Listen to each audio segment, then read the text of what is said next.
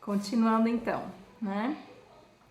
A gente vai falar das habilidades do médico de família, habilidades que ele deve desenvolver, né? Essas habilidades, elas servem não só para o médico de família, mas para todas as especialidades, tá? E a primeira delas ali é a empatia, né? Essa palavra empatia é uma palavra que está tão na ponta da língua, né? Que a gente ouve muito falar dela. Mas é sempre interessante a gente se perguntar, será que a gente está sendo mesmo empático? Será que a gente entende mesmo o que é isso, né? Então, o pessoal que estudou aí, estudantes de medicina, ao longo da graduação, eles perceberam, eles observaram que no início da faculdade, os alunos têm muita empatia, né? Eles tendem realmente a projetar muito o futuro, a ter muitas ideias, né? Querer mudar o mundo, aquela coisa toda. Ao longo da faculdade acaba caindo um pouco essa empatia, principalmente nos anos em que começa a entrar em contato mesmo com sofrimento, com doença, né, que entram estágios no hospital. Então os alunos acabam tendo menos empatia, depois no final sobe um pouquinho, né? Mas parece que esse baque realmente desse contato com a realidade, com o sofrimento, ou às vezes contato com experiências, né, não de outros profissionais que não têm empatia, às vezes acaba, né, atuando por uma imitação mesmo desse comportamento.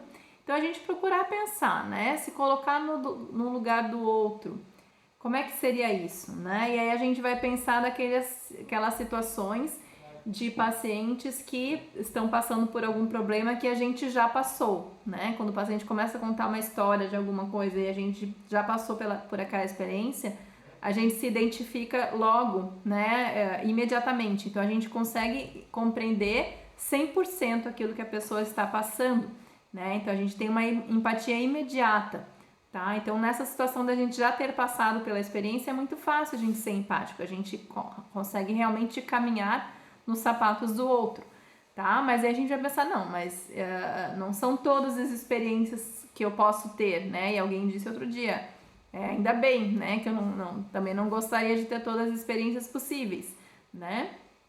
E aí, então, por causa disso eu não vou ter empatia, né? Se fosse assim, um homem não poderia ser obstetra, porque ele não pode parir um filho, né? Então, não é isso, tá? Mas a gente já tem uma ideia aí. Se a gente consegue ser mais empático quando a gente já passou por uma certa experiência, como é que a gente pode adquirir esse repertório de experiências sem ter necessariamente passado por ela?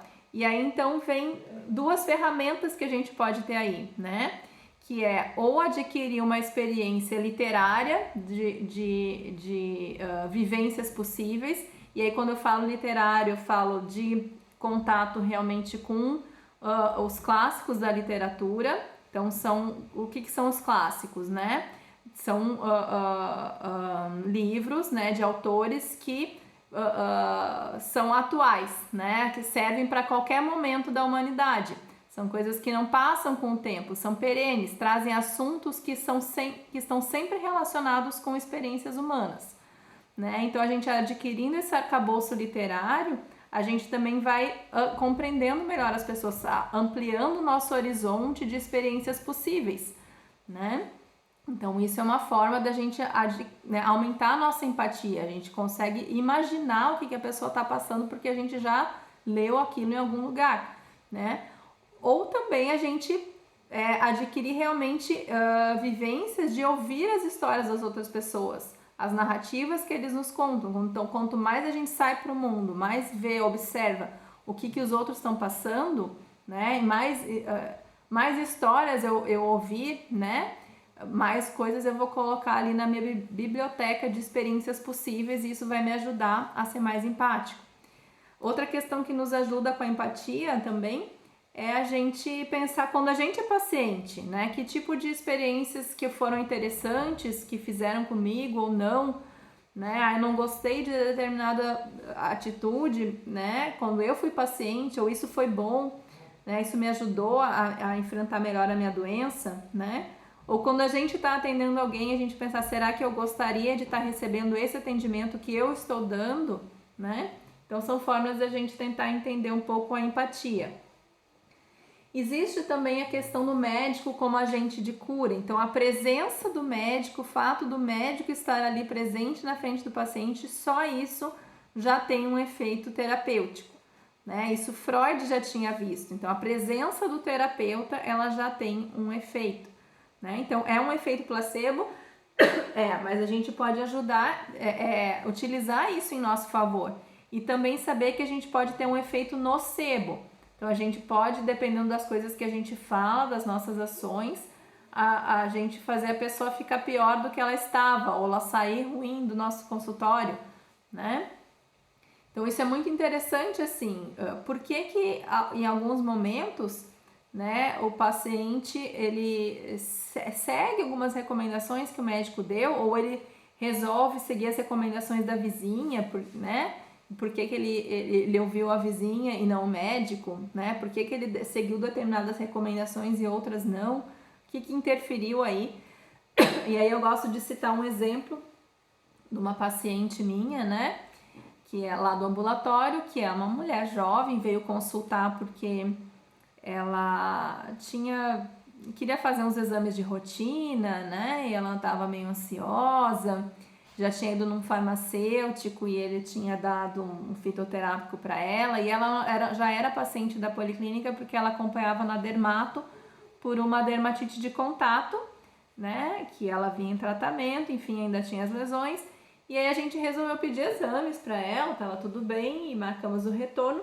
E daí quando ela voltou, ela trouxe os exames, estava tudo certo, e aí falou que as lesões de pele dela tinham desaparecido, né? E a gente perguntou o que aconteceu, ela falou, não, melhorou porque eu usei essa pomada aqui. Ela mostrou a pomada, né, que era um corticoide igual ao que o dermatologista tinha passado, só que dessa vez foi a vizinha, minha vizinha me deu esse remédio. Era o mesmo remédio, só que era de outra marca. Então era outro tubinho, ele era diferente, mas era a mesma composição. E aquele ali tinha funcionado, né?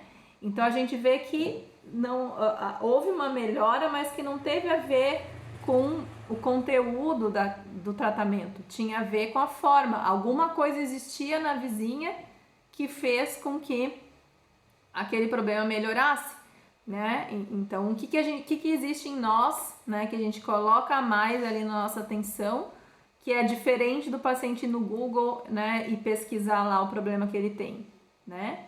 Então, isso a gente tem que refletir. Tem toda a questão da comunicação, né? Então, ter uma boa comunicação, isso é um exercício que a gente sempre deve fazer. Será que a gente está entendendo direito o que as pessoas estão falando? Será que a gente está se fazendo entender? Tá? Aí eu recomendo tá na bibliografia da aula, que é o Carrió, tá? Entrevista Clínica, que é um livro de comunicação clínica, tá? Para profissionais de saúde, que é bem interessante, tá? Então eu vou comentar algumas coisas ali do livro, né?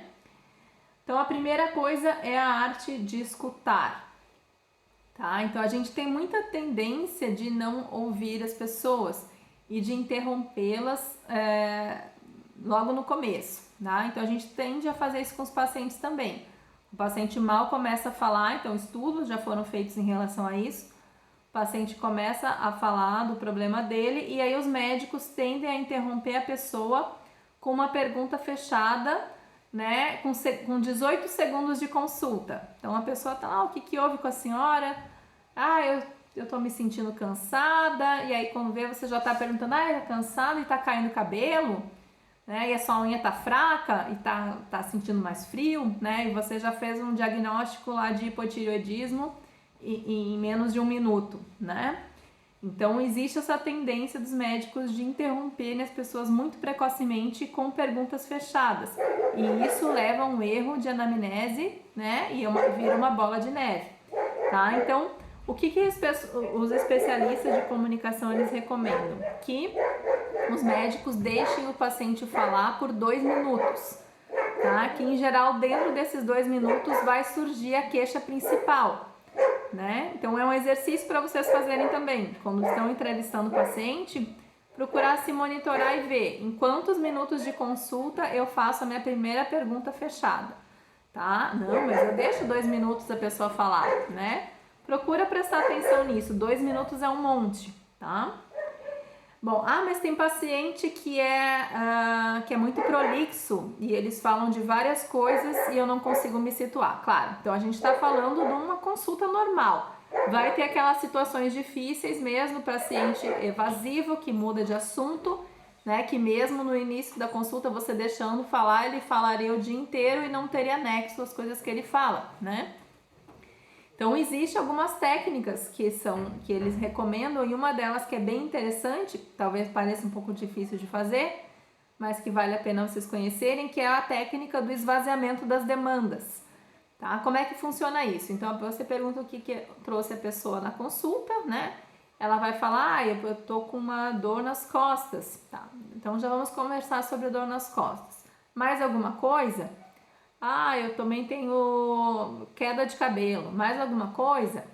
Eu também queria um encaminhamento para oftalmologista. Mais alguma coisa?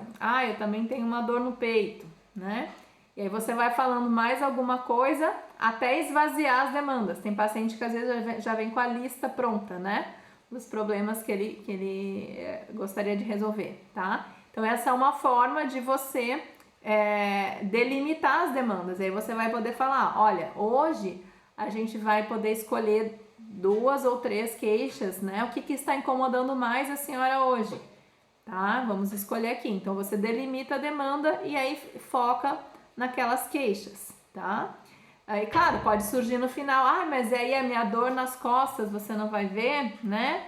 Escolher outras demandas, aí você vai dizer, olha, a sua dor nas costas, ela merece uma consulta inteira e eu só teria alguns poucos minutos, né, para ver isso. Então, essa é uma forma, né, elegante da gente encerrar a consulta, porque a gente também falar, o tempo acabou, é muito ruim.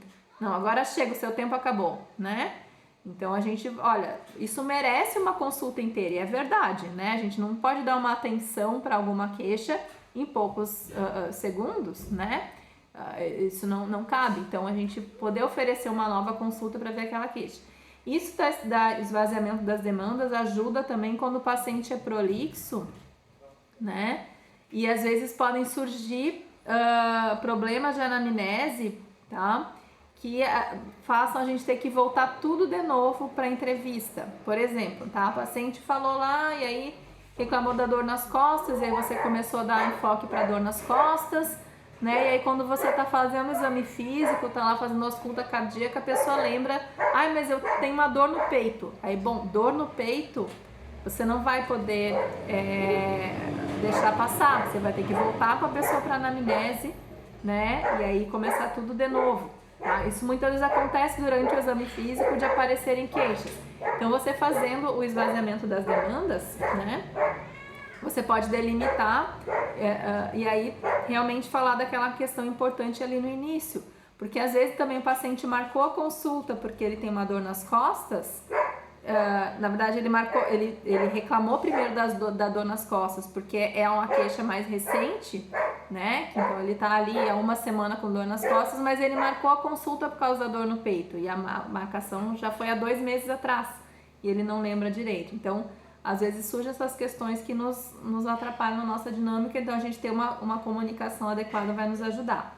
Às vezes surgem queixas no final da consulta que não tem a ver com isso, de algum problema de anamnese ou do esquecimento do paciente, né? Às vezes surge um comentário no final que a gente chama comentário da maçaneta. Então, que é quando você está dando tchau pro paciente, está se despedindo dele, né? Aí o paciente vem com alguma queixa, né, tabu, alguma queixa relacionada à sexualidade, alguma queixa relacionada à ideação suicida, enfim, temas tabus que o paciente não queria ir embora sem falar, tá? Essa queixa da maçaneta, ela tem outro significado, ela em geral significa que aquela ali era a queixa principal, tá? Mas o paciente ele entrou com uma outra queixa como um passaporte para consulta.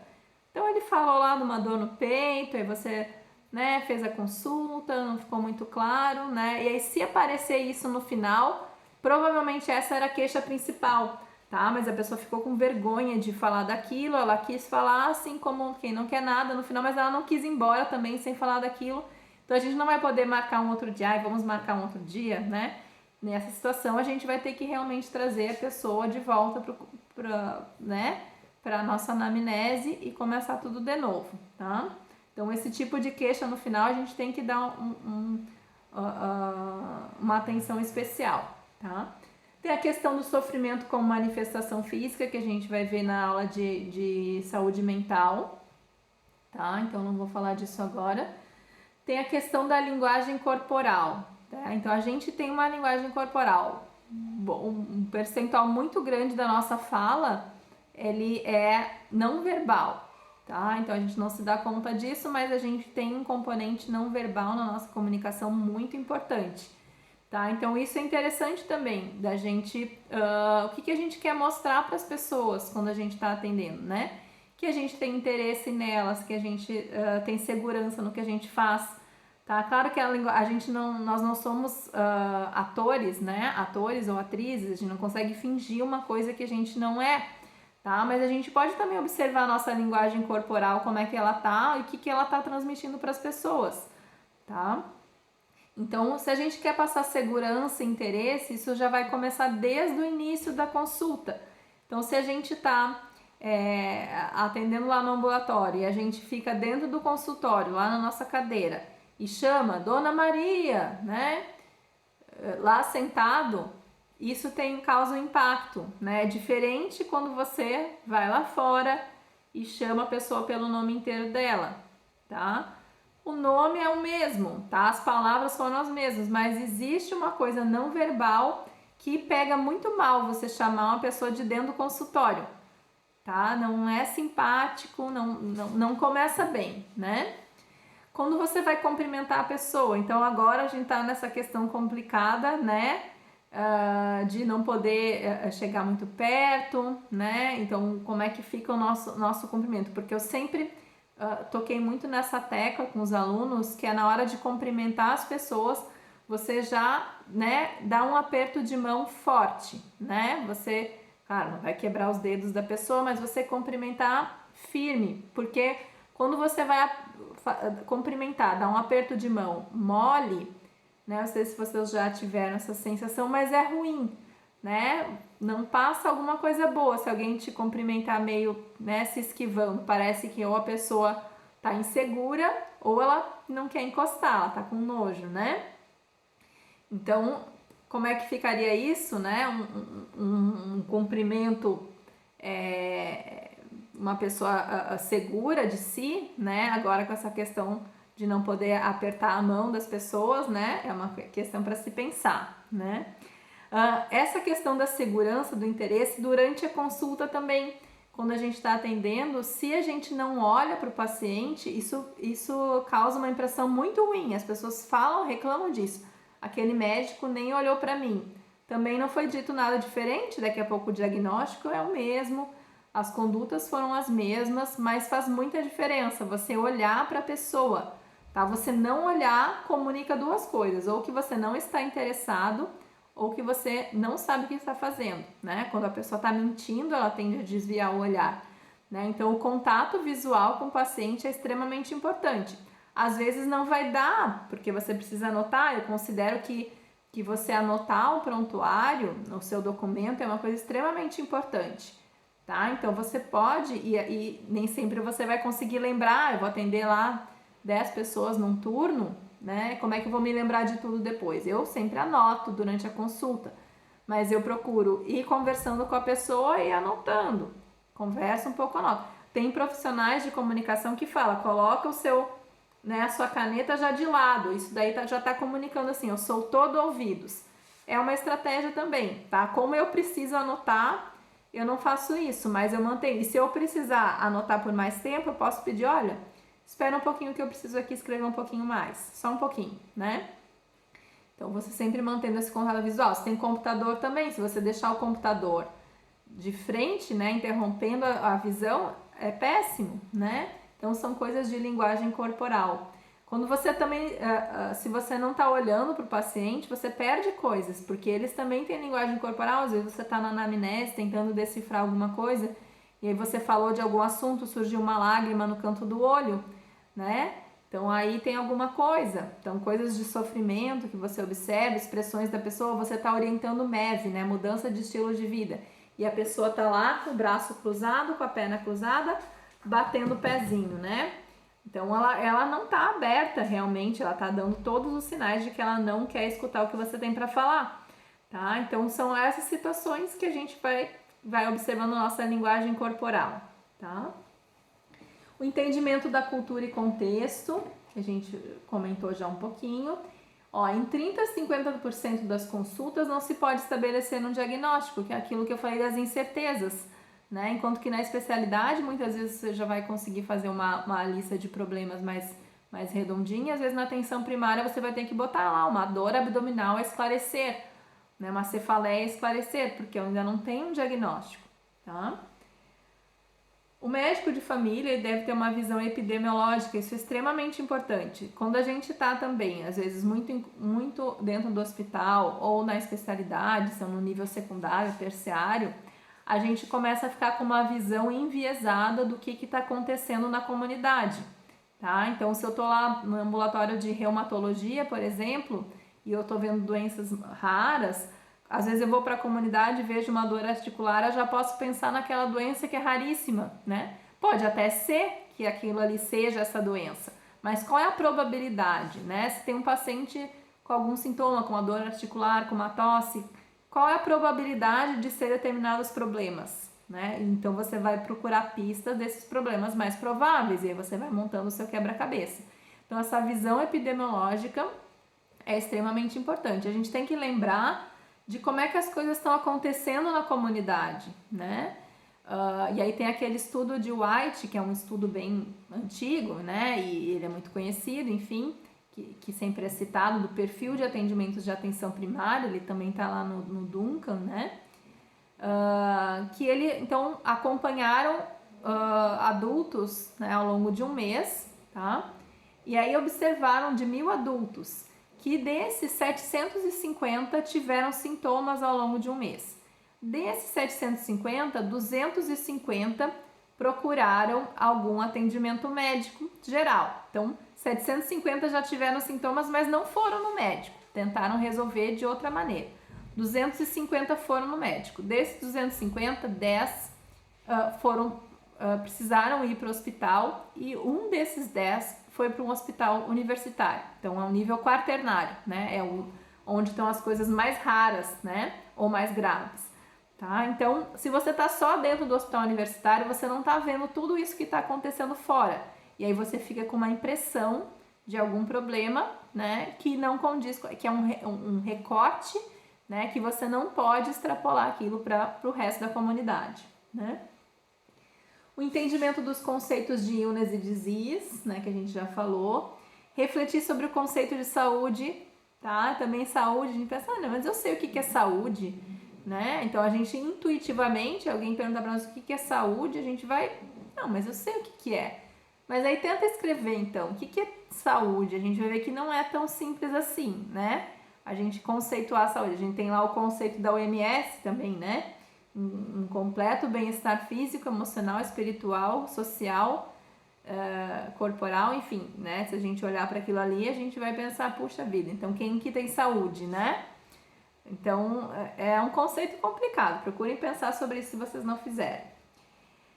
Quando a gente está avaliando o contexto, a gente pode tentar entender em que momento do ciclo vital aquela pessoa está. É uma outra questão de avaliar contexto. Tá? E quando eu falo ciclo vital, então os momentos do ciclo vital, né? Então a gente pode pegar um adulto jovem solteiro, ele está no momento do ciclo vital. Um adulto jovem casado, então o casamento representa uma nova fase do ciclo vital. Um adulto jovem casado com filhos lactentes, uma nova fase. Um adulto jovem casado com filhos em idade escolar, uma nova fase. Com filhos adolescentes, é uma nova fase. Quando os filhos saem de casa, que é um ninho vazio, é uma nova fase. Se um dos cônjuges morre, que é a viuvez, é uma outra fase. Então, essas fases do ciclo vital, às vezes, podem estar associadas com alguns problemas. Então, a gente consegue se antecipar, né, e entender um pouquinho o illness, né, quando está aparecendo. Ah, mas casamento é uma coisa boa, né, ou tem um filho recém-nascido, é uma coisa boa, mas esses momentos, eles representam muita mudança na vida das pessoas e às vezes, então, podem surgir íons. Então, a gente também, quando está avaliando o contexto, a gente pode tentar ver em que fase que a pessoa está, né? E entendimento das fases para estabelecer mudanças, eu acho que vocês já viram isso também, aquilo pré-contemplativo, contemplativo e pronto para ação. Em que momento a pessoa está? Eu vou pegar ela no momento mais adequado, se ela está pré-contemplativa, está lá de braço cruzado, né, batendo o pé, eu vou ficar lá fazendo orientação de mudança de estilo de vida, talvez não seja o momento. Ou a pessoa está pronta para ação, ela veio porque ela quer parar de fumar, eu vou pedir para ela pensar mais um pouco, né? Então, eu tenho que aproveitar aquele momento. Pode ser que amanhã ela vai lá perder o emprego, ela já não quer mais parar de fumar, né? Então, vamos aproveitar o momento em que a pessoa está para nossa intervenção ser mais eficaz, né? Vamos passar para frente. Ali tem, né, aquele quadro ali, acho interessante, as 3 idades da mulher, que é para retratar a longitudinalidade. Então, a gente tem essa ferramenta, que é uma característica da atenção primária, que é a longitudinalidade, que é o acompanhamento ao longo do tempo. Tá? Então, isso é muito importante para o médico da atenção primária, porque ele não precisa tomar uma intervenção no momento em que ele não identificou alguma gravidade ou que ele ainda não entendeu bem aquele processo. Tá? Então, ele vai acompanhar ao longo do tempo. Ó, passando ali, não importa saber apenas que doença a pessoa tem, mas que pessoa tem a doença. Essa é a frase da atenção primária. Quem é essa pessoa, né? Se a gente vai pensar nas pessoas que a gente mais conhece, o quanto que a gente conhece delas, né? E aí depois a gente pensa nos pacientes. Né? A gente sabe muito pouco sobre eles, mas quanto mais a gente souber sobre eles, mais vai nos ajudar a poder atendê-los e ajudá-los, né, nas suas situações aí de saúde e doença, tá bom? Aí estão as referências, né? Tem ali o Manual de Medicina de Família, que eu falei que é a 3ª, e o Carrió, que é o livro de A Entrevista Clínica, tá bom? Então, até mais, gente. Tchau, tchau.